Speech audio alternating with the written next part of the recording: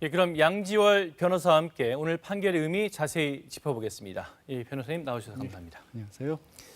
예, 그러니까 오늘 대법원 판결, 지난 2월에 항소심 판단을 확정했다. 이렇게 정리할 수 있는 거겠죠? 네, 그렇습니다. 가장 큰 혐의는 결국에 이제 다스라고 하는 전기차 부품 업체를 실소유하고 있었으면서 그 회사의 자금을 횡령했고 비자금을 만들었고요. 또 이 소송에 휘말린 다스의 소송 비용을 삼성으로 하여금 대납하겠다는 부분이 가장 큰 부분이었는데 전부 다 인용을 했고 또 1심 때보다도 항소심에서 일부 이 대납 비용이 좀 늘어났기 때문에 결국 1심에서의 징역 15년이 이 항소심에서는 징역 17년 늘어났지 않습니까? 그 부분까지 모두 전부 항소심의 판단이 잘못된 것이 없었다라고 확정을 지은 겁니다. 예.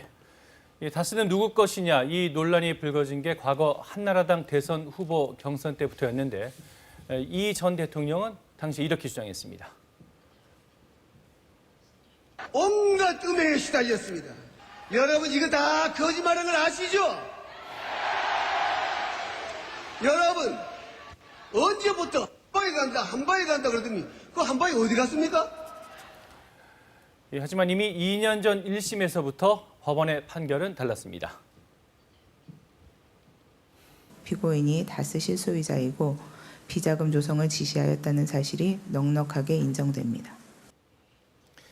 예, 13년에 걸친 이 논란 마침내 오늘 종집을 찍었습니다. 그동안 몇 번의 검찰 수사에 또 특검도 있었고 참 우여곡절이 많았던 것 같습니다. 사실 이제 조금 전에 보신 영상이 2007년도 당시에 그 한나라당 내부의 경선 과정에서 이른바 BBK라고 하는 주가 조작 사건에 이 이명박 전 대통령의 실소유주 논란이 일었던 다스 자금도 들어간 게 아니냐라면서 처음으로 불거졌었거든요. 예. 그때 이 부분에 대해서 철저하게 부인을 했었고 항소심에서도 재판부에서도 이 부분을 지적을 했었습니다. 사실 그거를 부인하는 바람에 국민들은 철석같이 믿고 대통령으로 만들어줬다라는 얘기가 있었죠. 근데 그때 이제 검찰이 수사를 했었습니다만 이 혐의가 없다라고 결론을 내렸었고 2008년 대통령 취임 직후에도 특검까지 만들어져서 과연 정말로 다스의 실소유주가 누구인지를 가지고 수사를 했었습니다만 밝혀내지 못했었습니다. 그 이후에도 2011년경에도 내곡동 사저 부지매입 의혹이 있었을 때도 한번 다스와 관련된 수사가 있었지만 여전히 밝혀내지 못했었는데 그 이후 2017년도에 다시 시민단체 고발로 수사가 시작됐을 때만 해도 이걸 밝혀낼 수 있을 거라는 기대를 많이는 못했습니다. 그런데 예. 뜻밖에도 영포빌딩이라든가 아니면 다스 본사 그리고 주변 인물들이 이 결정적인 증언을 하면서 실소유주 논란이 잠재워지고 결국 오늘까지 이르는 거죠. 예, 그 이 전 대통령 측도 오늘 입장문을 냈습니다. 이 법치가 무너졌다, 나라의 미래가 걱정된다 이렇게 판결에 불만을 나타냈어요. 특별한 사유를 대지는 못하고 있습니다. 이렇게 중대한 어떻게 보면 재판인데도 불구하고 불과 한 6개월 남짓 만에 결론을 내렸다는 것 자체가 있을 수 없다라는 것이고 또 항소심에서 계속 1심에서도 마찬가지로 주장했던 논리는 뭐냐면 이 전 대통령이 직접 받은 돈은 없다라는 겁니다. 그런데 이제 이 전 대통령이 내야 할 돈을 소송 비용을 이 다스의 실소유주가 이 전 대통령이기 때문에 그러면 삼성이 무엇 때문에 그걸 대납을 해줬겠느냐 이 부분에 대한 설명은 또 없는 거거든요. 예. 그래서 사실 그 부분에 대해서는 많은 국민들이 딱히 공감하지는 않을 것으로 보입니다. 예.